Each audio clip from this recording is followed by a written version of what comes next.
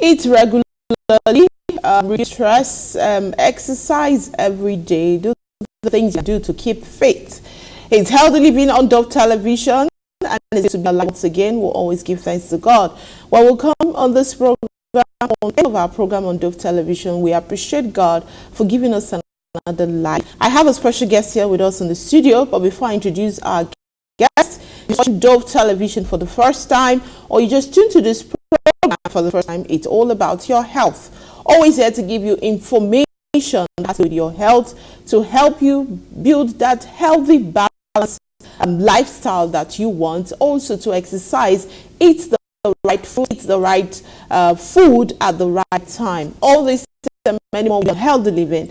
I'm not here alone. I have one of our very own doctor who specializes when it comes to mental health, when it comes to fit, when it comes to helping us to reduce the stress we're taking most times when we're at work, church, in an environment where there's so much stress, where you find out that there are so many things that can derail you. So we have a specialist in the line, and we have Pastor Ajiboye, a clinical psychologist at Ekiti State Teaching Hospital. I want to thank you so much, sir, for coming on this program. Thank you for joining us. Thank you. It's good to have you. We've had different doctors coming to teach us, to lecture us on things that we need to know about our health and how to manage it when it comes to everybody's health. All right, thank you so much, sir, once again for coming. It's a pleasure. You can like us on Facebook. The session is on Facebook. Get to watch exciting and interesting edition of all our programs on our YouTube channel. Click button and Dove Television your doorstep. Be Dove Television family. God bless you. Tweet at us. Like us on any platform on all social networks. We'll be glad to have you on board. Remember, my name is Femi Ochuto. Thank you for saying that. I'll thank myself.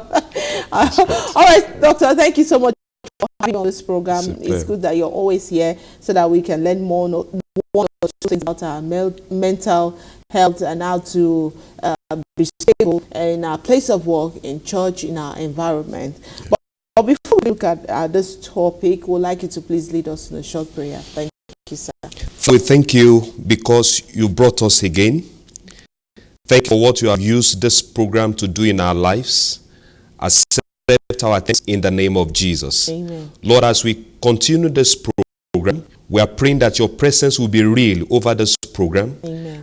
And everyone participate, he or she will be blessed in the mighty name of Jesus. Amen. And is anyone having one challenge or the other emotionally, by this program, let there be solution.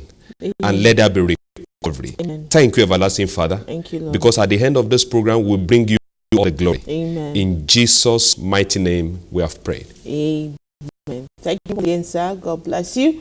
I'm here with Pastor Ajiboye, a clinical psychologist at the Ekiti State Teaching Hospital, and we're here to look at the topic, the family and mental health management.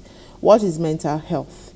A lot of times we keep telling people this is what mental health is.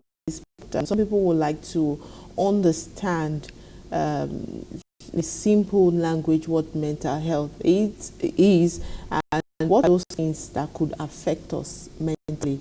Is it our environment, our workplace, or the peer group people we associate, or what we see on media, what we watch on our television, what are mental health? So, please let's look at this topic. Okay. In a layman language, I would like to describe mental health as one's ability to function effectively in daily activities, resulting in productivity in your works, having a fulfilling relationship, and developing resilience to cope with daily challenges. So mental health can be categorized into two: good mental health and poor mental health. Now, if somebody have good mental health, that suggests that person is comfortable with himself. That is, when you wake up in the morning, you are joyous, you are happy with yourself, you are happy within. Then comfortability with others, that you're able to relate well with other people, and you have the ability to do some daily activities. So, in a nutshell, when you say somebody is having good mental health, then we have to look at it from these three perspectives: comfortability with self, comfortability with others, social situation, then also your ability to perform your function. When you get to office, you are able to perform your role. In the church, you are able to perform your role, and things like that.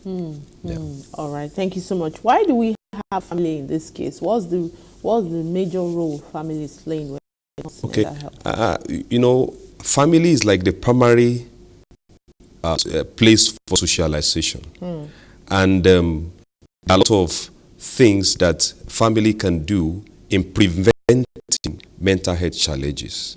And also the family, also if they are not playing a role, can lead to some mental health problems. Also, if somebody has a mental health problem, family also can help to recover. So family play a very key role in resolving mental health issues and preventing mental health issues. Now let's look at the different types of mental health we have. The ones that are common, the ones that people don't get to know, people know until you get to a bigger one. Okay. So let's just look at this one after the other. Yes, one after the other. Okay. I will not talk like an academician now, but so that everybody is able to understand what we are talking about. Now let me start from the simple ones. We have what we call anxiety disorder. Sometimes when you talk about mental health problems, I always think that it's when somebody is putting on rags, maybe somebody sleeping outside the house, or when somebody is laughing to himself. There are other mental health challenges that it may not really bring some psychotic symptoms. Like there's some anxiety disorder, like somebody having phobia. Phobia is a mental health disorder. Now, there are different types of phobia. Agoraphobia, when you are having rational fear in a particular environment. Sometimes anxiety, you are not keeping calm in social situations. So then there's what we call generalized anxiety disorder. That is, you are anxious, extremely anxious about situations around you or situations in your life. Anxiety disorder. Now, apart from anxiety disorder, we have depressive disorders, which is also common in our society right now, as anxiety disorder also is common. Anxiety disorder is a mood disorder characterized by low mood, low energy, loss of interest in pleasurable activities. It could involve addiction. It could involve poor communication. It could also involve insomnia. It could involve concentration and some other things. But basically, there are some symptoms of depression. The core symptoms are low mood, loss of interest in pleasurable activities, then when you have low energy. But when somebody is having any of these symptoms that I've mentioned earlier, if you are having just body, you cannot say that person is having depression. It has to exist consecutively for 2 weeks before you can easily say that the person is having depression. Now, apart from that, also there's a combination. That's what we call bipolar affective disorder. It's also a mood disorder where an individual is experiencing overly high disposition, what we call mania. Now, the person will be doing things excessively, talking excessively, singing excessively at all times, or even dressing excessively. You are going to the office on Monday, and you put on maybe Barbariga or something like that. In a culture that is not acceptable. So things like that. That's excessive manifestation. Then there's overly low disposition, which called depression. So bipolar affective disorder can have two phases. It can manifest as mania or maybe depression. Okay, but based on the one that is manifesting at the particular time, based on the diagnosis of whoever is diagnosing that individual. Now, another one also which should be of concern to us is some of these behavioral disorder, like conduct disorder, which is even prevalent in our society right now. Conduct disorder is when somebody between age 0 to to 19 and having some behavior that are disruptive, some behavior that are violent, some behaviors that are antisocial, like lying, like stealing, and vandalism, and truancy, and things like that. But we can say that it's conduct disorder when it exists, when it's not exceeding age 19. But of age 19, then we can make it. We can say it is social disorder. That is when somebody of age 20 begin to manifest some violent behavior, is not listening to parents, is not following the social norms, is going against the social norms of that particular context. So one can say something antisocial disorder. But what we are talking about is for the family. All of us, we belong to one family. Either you are a parent, or you are a caregiver, or a teacher, or whatever. So, or even a church member, because your church member has family. So, if all of us have an idea of all this, because when experience I've had shows that when we mention about mental health, people don't want to really associate. They see that as something that is strange, and it's not when somebody is putting on rags that you can see somebody having mental. Like those ones I've mentioned, you can be having conduct and still be a student. You can be having antisocial disorder and still be a student. You can be having some anxiety disorder and still be a wife.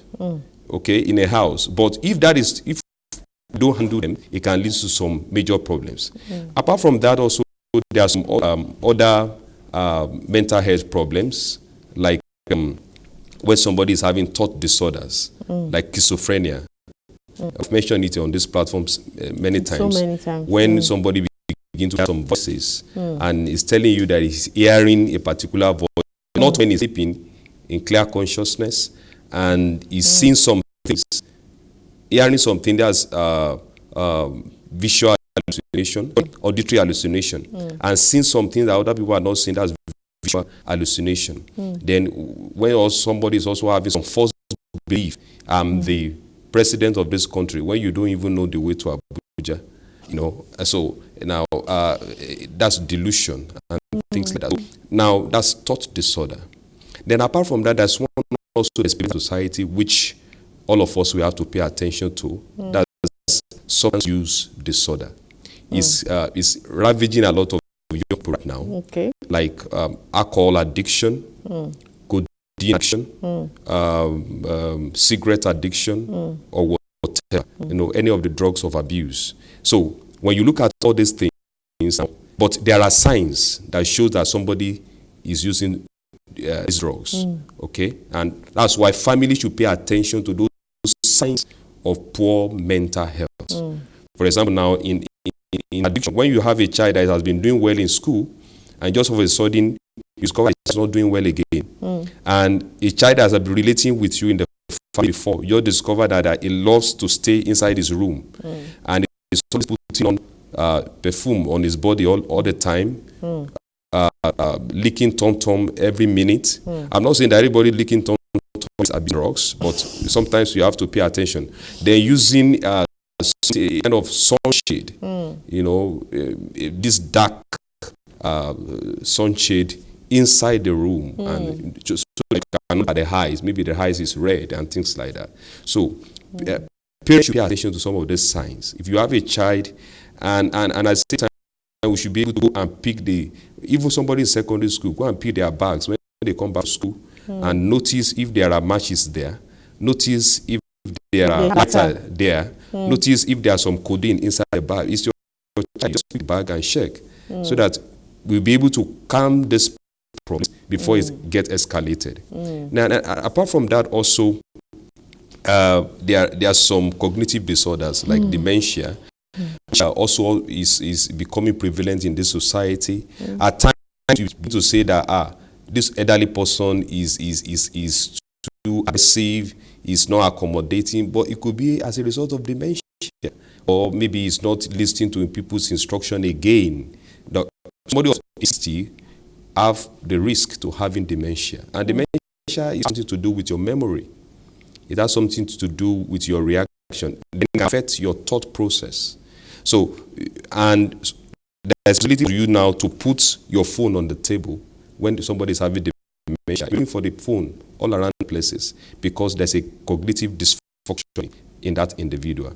Now, although there may not be an absolute treatment for that, but if that is presented in a comprehensive mental health setting, at least that's still something they can do to cope with that individual in such a way that the awareness in the person. So they are inexhaustive. We cannot explain different common types of mental health disorder, but this is just to open our eyes. Like we have anxiety disorder, depressive disorder, bipolar affective disorder, substance use disorders. That's alcohol use, codeine, ethanol, and all that. Then also you have cognitive disorder. We can affect the cognition, like dementia or amnesia disorder. Then some behavioral disorder, like conduct disorder and the social disorder. Then there's some also that we call neurodevelopmental disorder, which at times here, there are a lot of label that we give to some of this manifestation, like somebody having autism. Autism is that when you have a child having deficit in social communication, deficit in social interaction, or at the same time is having some restricted behavior. He can just be clapping his hand, been doing some odd behavior. And the child can be doing that, or he loves arranging things. And the moment you disrupt the arrangement, it can scatter the whole house. That's autism for you. But a parent that does not understand that will be beating that child, and that will not solve the problem. So if you bring that child to the hospital, they will direct you on what to do and proper, because it can be managed both with drugs and also with psychotherapy that the clinical psychologists will do. And apart from that, that's what we call ADHD, attention deficit hyperactive disorder. When you see that, number one, he doesn't have attention in school. The teacher teaching him is just looking around. He want to stand up. Then another one is there's impulsivity. It's impulsive. Just want to do things, Then another thing also is that it's hyperactive. As he's jumping there, and you know that type of child cannot do well in school. So you be the child that is not doing well in school cannot solve the problem until you do the right thing. That's why we are talking about the role of the family in resolving mental health problems. Okay, so the family has so much to play in this part. A lot. And if the family can play their role, I think that's the primary area of socialization. If a mother or a father we are not saying that people should go and study mental issues, but when you have this idea, okay, I have idea of neurodevelopmental disorder. Okay, when a child is like this, let me take this child. Now, we don't say that there are no spiritual powers. There are, and the scripture has said that. But there are some issues that, God has come down. He has placed some people there to help you. Okay, and there was even a place, he said, if anyone's sick, he said, let them call the elders of the church. That's what just, when there's sickness, God expects us to look for assistance. Not for you to be handling it or to be denying that it's not there. So let's look for assistance. When you get assistance, then they will be able to refer you, direct you, and God will refer you. Thank you so much for this information. This is what we need as families, as individuals. We need to be our brothers, even in church. The church is very important. A lot of times, some people have burden. That's where they run to. They go to church. They believe they should have a brother or a pastor that will come in. Let's see what we can do in this aspect. But once the church rejects you, that's when you see them. They are not happy at all. They are not happy about. And people need people that will encourage them. Exactly. I will tell them that this faith is not permanent. No condition is permanent. No problem is permanent. It's just for you to just, adjust yourself and okay, what is the next step? And it will also even draw you closer to God. So this is why we need God in times like this, so that we can help people around. Now, the role of the family in promoting good health. Okay. How are you going to do that? By promoting good health? Okay. Before we talk about that, there are some things that family can also do that can lead to poor mental health. Now, because sometimes by experience, I've seen parents accusing patients and said this and that. But if you take the history very well, you know that they are even the cause.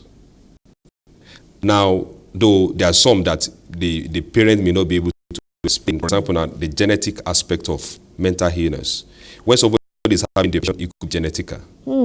Okay? But that one, let's put that one aside. There are issues like marital discord, broken homes.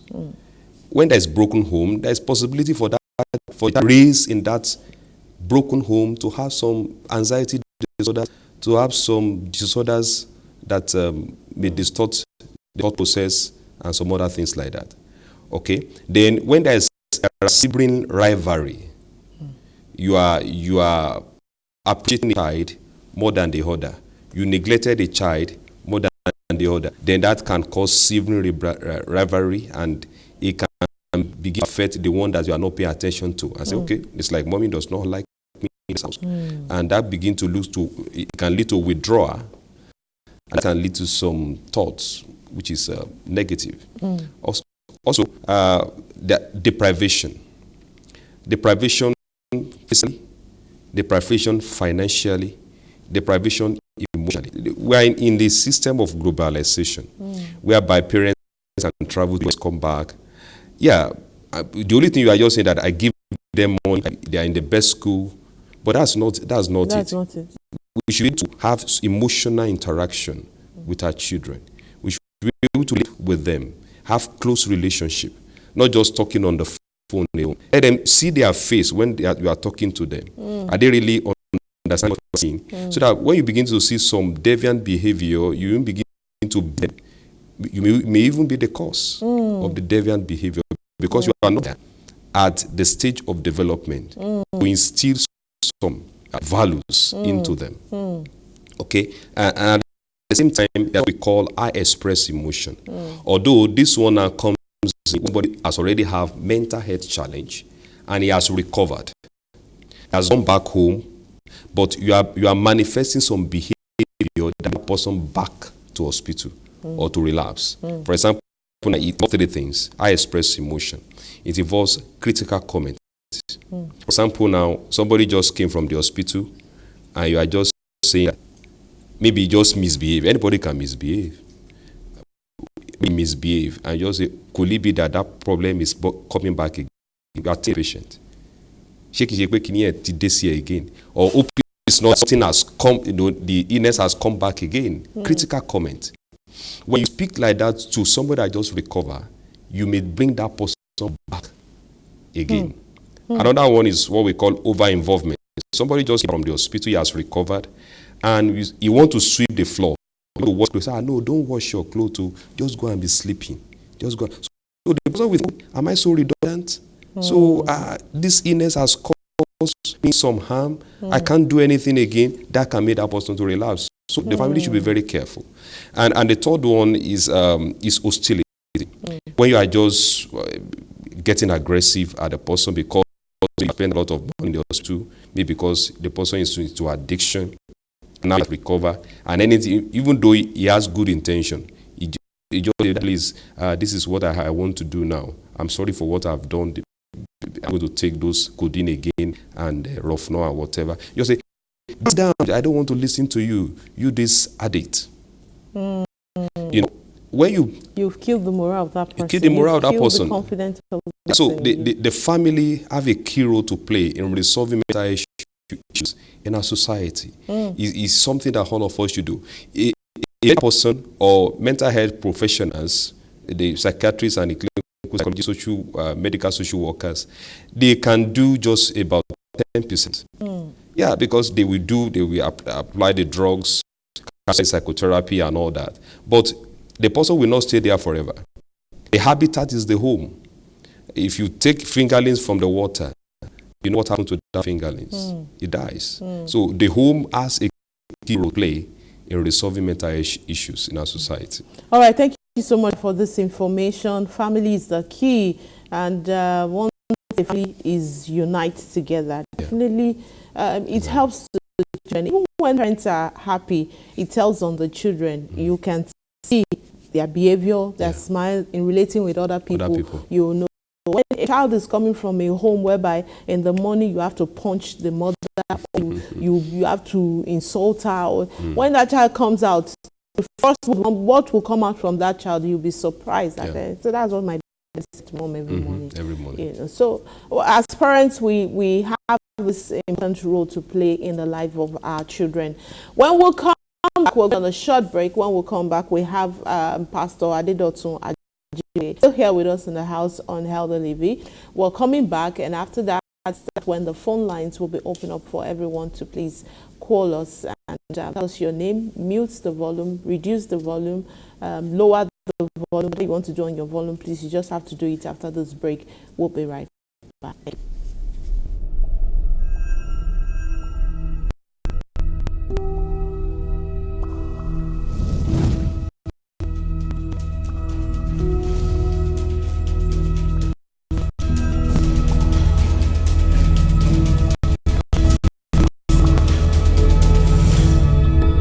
Welcome to Open Heavens International Center.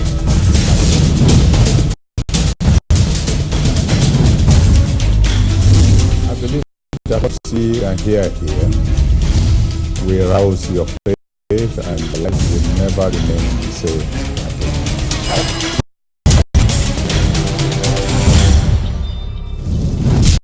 again. God, using what you see here as a point of contact to your miracle.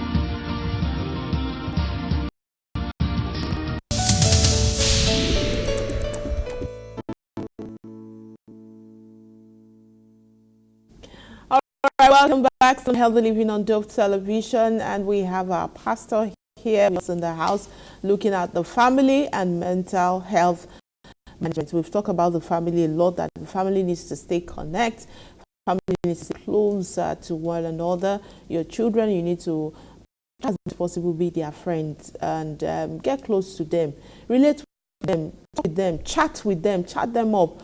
There was a program I followed on the radio station, and someone was saying, can you allow, asking the young children out there, young teenagers, can you allow your mom or your dad to follow you on Instagram, Facebook, WhatsApp to see what you do? And a lady called and said, yes, now, my mom is my best friend, my dad is my best friend. They can do, but they have my password. They can check anything on Facebook when I'm there. They can check me on Instagram. So what I do at home is what I do on those pages. If I post a picture, they've seen it at home before posting it. And some other people say, no, never, my mom care. Any little thing, she will flare up. My dad, I know they want to protect you. They will start sending people to start watching you. This is, I don't see it as a good method of bringing up a child. Yeah. You understand? Yeah. Even when you've talked to them, you've taught them the fact, the rest is for you to commit them into the hands of God. Let God, please, whatever you want this child to become or whatever you want this child, reveal it to him, teach them the right path. There are so many young teenagers out there and they are doing right, they are doing well.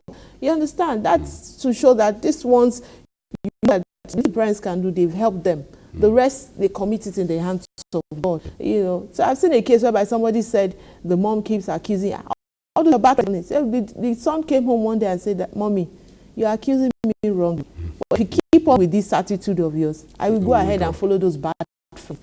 That don't monitor me. Don't think I'm doing something bad. I'm a teenager. I know what is right and I know what is good. So if you continue with this attitude, mommy, then I will go the wrong way. Yeah.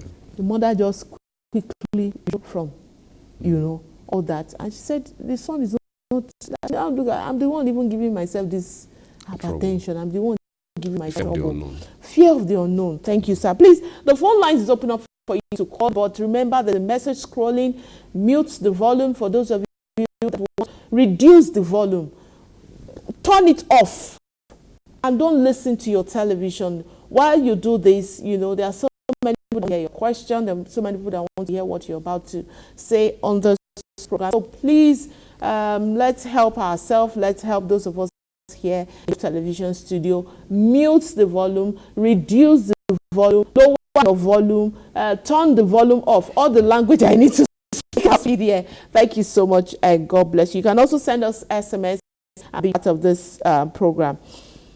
Hello. Hello. Hello. Thank you for calling. Please go ahead. Okay. I would like to ask a question. Please go ahead, ma'am. Yes, okay, you are. Please. I want to ask about mental health, family health, and boarding school. What should one be? Like boarding school now, is boarding school advisable? What is happening in our society, and what's the risk of mental health? For students who are in school, not being able to check on them, as a medical practitioner to explain whether he has seen instances of children in boarding and that lack of attention, of absence of parents actually does, and the level of mental health issues they have. Thank you, ma. God bless you. Wow, we can hear clearly. So This is what I want all our viewers. Please, just speak up and let's hear you. Your name and where you're calling from. Sir, please. Boarding school. I went to a boarding school. With experience, either a child attends boarding school or day school, we have seen issues of conduct disorder among people with attending day school or even from boarding school. But the primary issue is that we should be able to pay attention to these children. They are in boarding school or they are at home. Somebody can be with you at home, not even pay attention to that child. And somebody can be in boarding school, when they pay serious attention to him or her, he will do well in life. Now, the most important thing is that we should be able to show love, sincere one, towards them. And that's why those in boarding school, our proprietors of boarding schools, or proprietors in boarding school, should make sure that people in charge of the children should not just be a master over them. There should be a relationship. Take them as your own. Relate with them. So that we have problems, when they see problems of lesbianism, these problems of issues like that, they'll be able to come and relate with you. We've seen cases whereby even children staying with their parents at home, they can't discuss their issues with their parents. They come. So we just call you on phone and say, Asa, I want to see you. Is your parent aware of this? No. I don't want them to know.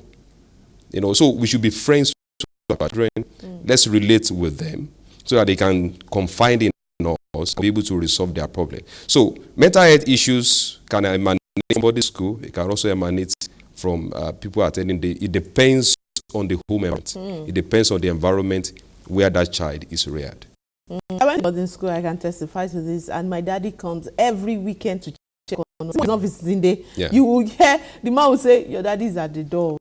Okay. So we are cautious of daddy's always coming. Daddy, even when he doesn't have anything to bring, he will say, I just want to come and check on you girls. I hope you are fine, your sister is fine.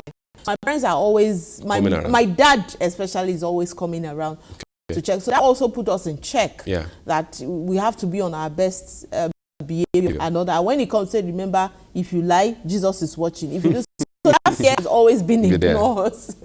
So thank you so much, ma, for there was a case sometime that they put a child of 3 years in a boarding school. And that's one, I think one has to be very careful about that. Yeah, the parents are busy, but 3-year-old. 3-year-old. When I heard it, I thought it's not true. But I have to make some findings, and I discovered it's confirmed. And if you are putting a child of 3 years old, because the caregivers are there, they are ready to, it's money, you pay money. Now, the emotional deprivation for that child Everything is not money. Yeah, I've paid for the child. They are taking good care. But the paternal and maternal relationship that a caregiver cannot give to their child. And from that stage, they can begin to abuse that child. So we should also pay attention into that. Okay. I want to ask a parent just in this text saying, hello, please, is it all right to allow a 13-year-old or 14-year-old son to be on Instagram? Please help out. Thanks. That question cannot be answered. Basically, let me answer it from a scriptural perspective. Train up a child in the way he should go. He gets up, he will not depart from that way. Now, what you instill in that child matter most at the childhood stage. Now, because there are some children that they need internet for their school activities. And if they are on the internet, you don't know if they are going to Facebook. You don't know if they are on Instagram. Some even lie of their age to open that page. Yes. They lie. They even put that is not their name. They put a figure that is not their figure. And I think what all of us should do is that we should not just pay attention to deviant behavior when a child becomes a teenager. They're from childhood stage, that is from 0 to 12. Those are the formative stages, and these stages we need to really pay attention. Now, don't just be at 18. Have you done what you're supposed to do between 0 and 12? That's the time you can really instill. Because when somebody is becoming a teenager, he's telling you that I'm a girl, I'm a man, I identify some things about myself. So when you are now trying that you should sit down, he will telling you that no, but I can't sit down.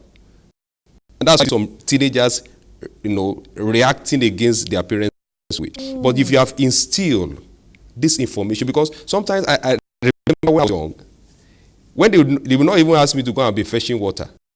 I go and pick something, I'll be fetching water. But when I got to a teenager, to go and fetch water was difficult. To even sweep. Because I've identified that now if I fetch water, if saying, look at this one fetching water. So we need to instill something on our children. And one thing about children, when you say daddy is down, they will jump because they believe you. But when it now becomes teenage, you start to manipulate some things, and you are now saying you should sit down. You say, no, sitting down is not for them to sit down. But if you have instilled that between 0 and 12, they won't have problem. Maybe this child should be exposed. At the same time, we should also still monitor them. Or notice, pick their, as I said the other time, or notice, pick their bag. When they come back from school, they drop the bag in their room without their consent, go there and check the bag. If there are some matches there, if there are some lighter or codeine or not inside the bag, because it's possible. Because if you see that there, that suggests you have started taking some of those things. And when somebody is taking codeine, it's not going to smell. Cigarette may smell. When somebody is taking Madonna on your roof, you may not know for about 10 years. So we need to really pay attention to that. Okay, we want to quickly answer some of this questions. Good day, I'm blessed. My question is, she has a son who is always saying he's shy. Now, academically, he's not doing well. What can I do, sir? Okay. Now, if a child is shy, there are a lot of psychological therapies that can be given to that person. Then, basically, one we would like to know in which situation is this child manifesting. Is it in all situations? Then a clinical psychology can be of help to that person, to helping the person to overcome. Basically, when you run away from your fear, that fear will overpower you. The Bible says fear is a torment. If there's something that is making that person be shy, don't run away from. If it's the crowd, you may not start with 1,000 crowd. You can start talking to 10 people, graduate to 20 people, graduate to 40 people, little by little. But if you are running away from people, shyness will overpower that person. So face your fear. When you dodge your fear, you meet it in the future. Someone just said something about fear. God bless you, sir. Please, how do I help a child that doesn't express his or herself, probably living in fear or inferiority complex? Thank you. Fear atmosphere. Conducive, open here. Now, when he knows that when he discuss something with mommy, and mommy will not first be attacking. Listen to that child. Let there be a communication. Even as the child is to you, don't squeeze your face. Agree with the child. Oh, I'm understanding what you are saying. Oh, that's true. Yes, a teenager can experience that. The child will speak more. But if you say, mommy, I did what I did yesterday. You did it. You did it. I will kill you today. Now that child will keep quiet. He won't tell you the rest again. You have to create an enabling environment, an open environment that will be able to voice out. Then when you want to relate, we are not saying that you should not punish. But we have said it on this platform also that what we call punishment, that's what we call reinforcement. But reinforcement have been seen that it is more than punishment. You can be punishing a child, the child may not change. But when you reinforce a child by doing a good behavior, that's what we call token economy. Your child was lying before, but now he didn't lie.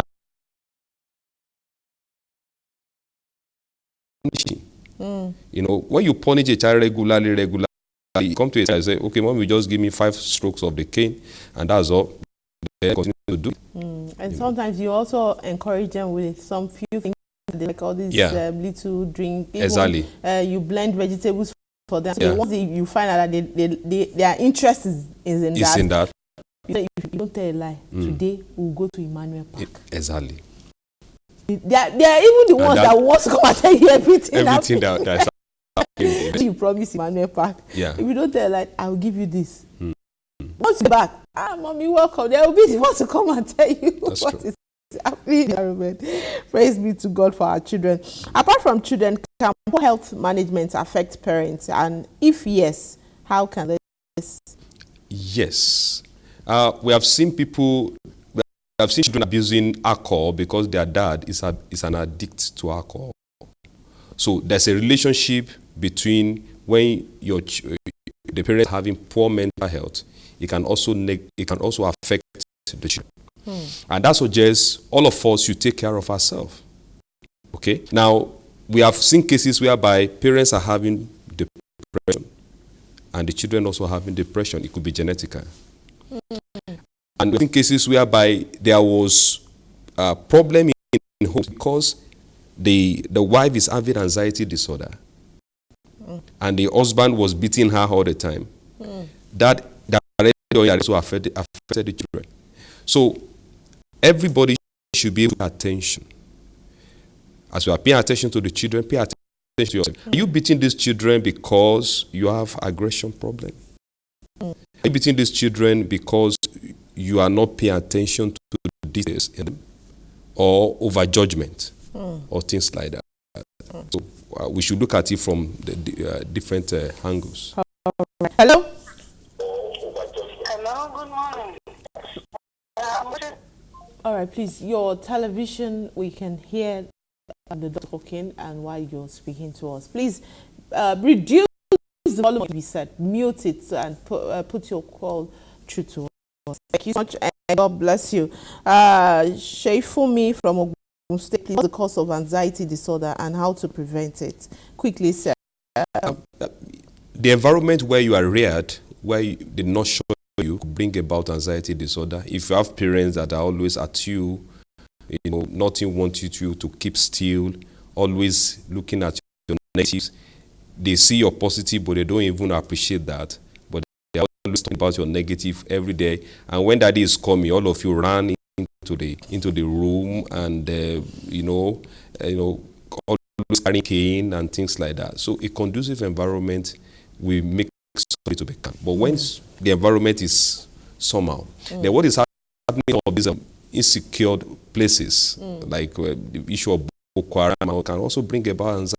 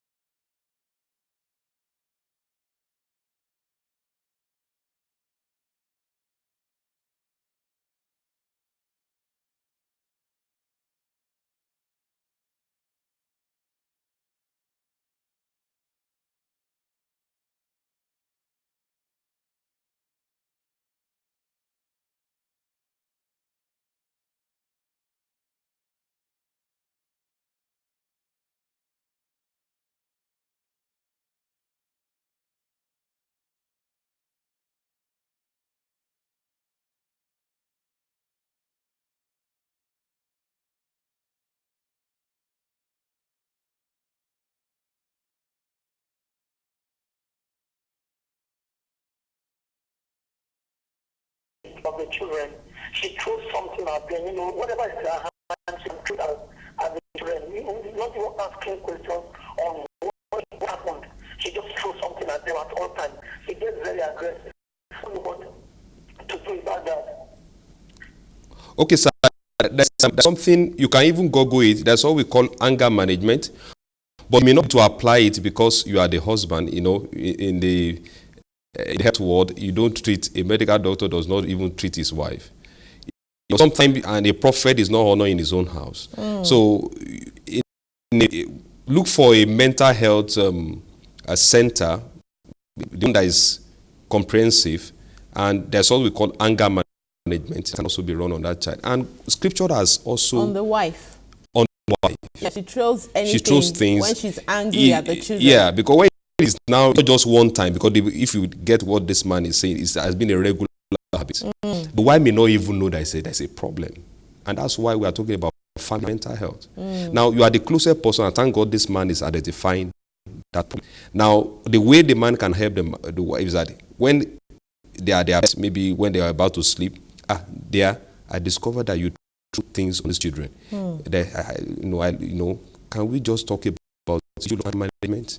And anger management, you can even ask her to go and Google anger management on the internet, and she can read some things about that. And that was the issue. All right. Please, what's the solution when you notice that a child is happy and you ask and she says nothing? Sister Blessing. I was talking about depression the other time. Somebody may not be happy, but that does not mean that the person has depression. But if somebody is now sad and the low mood is now getting 2 weeks, coupled with lack of concentration, or begin to have some suicidal ideation, then you can now diagnose depression. But if a child is sad, then let's look at what is possible for that child to be sad. Okay. Thank you. Please, what do you say to a child who sleeps too much? Is the child taking drugs? Those are the questions we need to ask. The child is on medication. And if the child is sleeping too much when it's supposed to go, then as a child as a parent, you need to inculcate the habit of waking early, because if you sleep from 8 to 9 p.m., he won't go to school. So you have to wake him up. Now sometime the circadian rhythm will get adjusted and we'll be waking up at the right time. All right, thank you so much. This is Ken from Port Harcourt. Please, I want to know what to do about my 9-year-old boy. The boy is so restless, can't pay attention in school and at home. Now, I would advise her, please take that child to a tertiary hospital closer to you in the Port Harcourt. Any teaching hospital will be able to handle that. I can't diagnose here because we need to see that person. Okay. But that is looking at like ADHD. Okay, so but it will have doctors contact for consultation. You wish to consult Pastor Ajiboye. Let's have his contact there so that viewers to call him personally, and also Mr. Vincent, the call from VIA. You can also contact to call him and ask him some questions. Our time is fast spent. We want to say a big thank you to you, sir, for to tell us what we need to do as families to help all the people, even our own home, also our children and our wife, our spouse. We need to do to help them to for this mental management not to set in. Thank you so much, sir. God bless you. Wrap off with a short prayer from you. Thank you, ma. Father, we thank you because hitherto you have helped us. Thank you because you have touched some people with this program. Glory be to your holy name. Amen. Lord, we pray any emotional challenge that may be outside there, but Lord needs solution. That we are praying that by your grace, by your mercy, let such problem be resolved in the name of Jesus. Amen. And every step that your people need to take, that it grant them grace to take the step. Amen. At the right time. Amen. Thank you, everlasting Father. Thank you, Lord. Continue to help Dove Television Amen. To be impactful and Amen. to be making lives to be better. Amen. Thank you, Father. Thank you, Lord. In Jesus' mighty name, we have prayed. Amen. Thank you, sir. God bless you. Simply. All right, I want to say a big thank you to all our viewers for being part of Healthy Living on Dove Television. If you've seen any of our program or you've missed any episode, go to our YouTube channel, get to watch it, and God bless you do so. To all the camera crew in the house, to the MC today, God bless you. Stay tuned to Dove Television for more exciting programs coming your way. Oluwafemi Odunton, have a fantastic day ahead of you. Bye-bye. Thank you.